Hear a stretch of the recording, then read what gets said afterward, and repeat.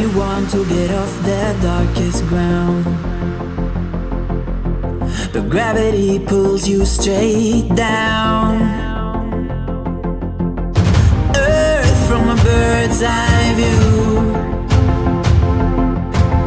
You should grow feathers and see this too.